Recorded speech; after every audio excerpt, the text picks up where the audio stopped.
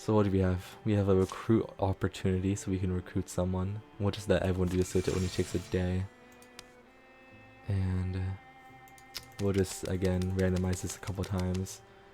And then we'll recruit. I'm definitely going to pick a hunter because we don't have one yet. It'd be nice to have a hunter. Because usually I do get the most damage off of hunters, or the most utility. They're usually really good, just from my experience. So we'll train a hunter. This will take longer to train them though, as we don't have a hunter. In fact, 50 days, which is actually a lot. We'll use our mystic because she is weakened, and we're going to secure this location, which is going to give us items and give us, and it's going to give us resources to craft items later. We're going to spend more time to find the item because we're just recruiting. It's early. We don't really care too much right now about the time. You know, we can take a leisurely pace. There's not too much to worry. So the recruit's gonna go up first. We do get to choose an ability.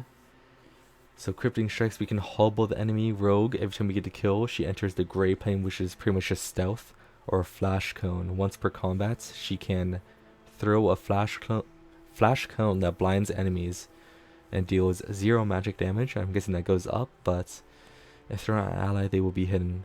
I would think we're going to be going for rogue, just so if she kills someone, she'll be invisible, and that'll be nice in terms of survivability, or if we have to like move them up by themselves, and if they're able to one-shot someone, they won't be targeted.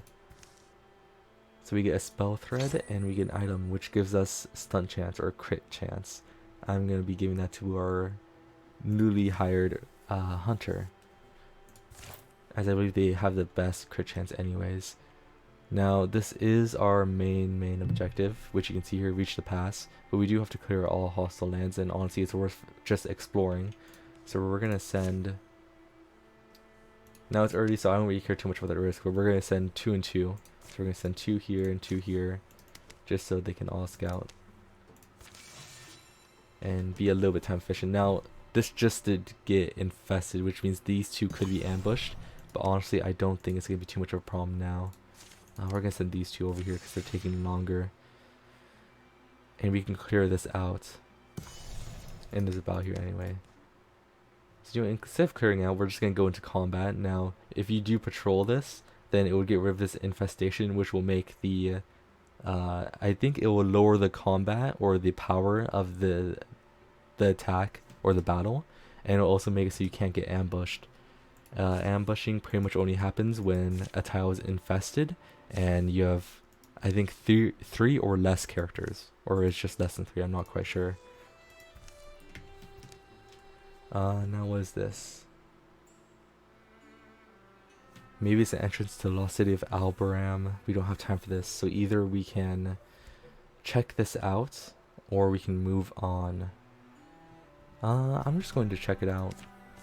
I don't see the point not to. We might get a reward for it.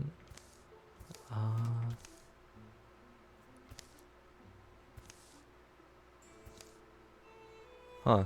Well, that's good. So in this bar, we're going to be getting 1 speed, which is always nice to have. I mean, it's just a free buff. Though it is in this tower, so how useful that will be, I'm not quite sure. Then we're going to move our furthest person up to open the door, and immediately we are found with, I think, just every single enemy. So what do we have to infuse with? We have a workbench, which is AoE damage, Splinter Blast, which is in the more AoE, and Steel Fire. I'm actually going to go for the Steel Fire. Actually, wait, 2 to 4, or 4 damage. That won't kill the Sommelier or the ranged one, but I'm going to take a shot. No, we won't likely hit. You know, we're gonna try it anyway. We get the damage, so now we can infuse this and just kill the ranged. So that actually worked out pretty nicely. Now he's dead. We have this ranged person and this melee one that will actually be able to do damage on their turn. So we'll move up our warrior. and they will almost be able to kill. You know, and we have this, so we might as well use it. We're gonna make that one run away, and then we can attack it. And then when it comes back, we can just kill it straight off. So they're gonna shred armor, which is completely fine. And they're not gonna be able to reach us. Oh, so this worked out very nicely. We're gonna move our hunter in. We're gonna take a shot off, just kill the... I should have waited. I was too impatient. Now when he shredded armor, so that was completely useless. And wasted an attack, but we can just barrage, I think. This is why you should probably just take your time. But we can hit all of them. But we still only shredded armor. Wow, I am not doing quite well. I think that Titiana will do more damage, so we're going to use her for the one with the more HP, and then we'll just use Shanvia for this weakened one. There you go. I think we could probably have killed them all, maybe, but, you know, this is going to happen. It's a, you know, game's based off some RNG, so not much you can do. Here we go, we do another 2 damage, that's nice. And we're just going to move in and take the kill. And that should be the end of the battle. There you go. I think we might get a level up, I'm not completely sure. No, not even close, I'm completely wrong. But we do get an item, we get block. I think John V already has a good amount of armor. Actually, they have the same amount. So I'll just give it to Janvia.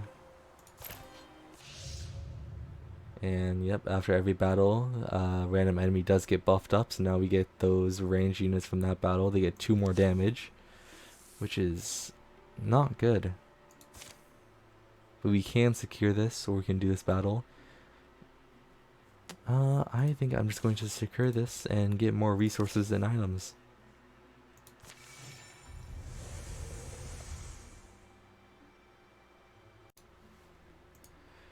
So here we go, we get the calamities. So this is what I was talking about before. You get a selection of enemy units, and you can use your legacy points, which you get after, I think, 1 after every battle, and you can do certain events that will give them, or give you legacy points. So now we can spend 1 and get rid of any of them. Now, so 3 of these are just adding cards to the deck, which I'm actually fine with. That's gonna happen at some point. Honestly, I think I'm just gonna get rid of the damage one. That's the only one I'm really worried about. And we're just gonna save the rest of her points. Now, those decks do build up pretty fast, so that's something you're gonna have to watch out for.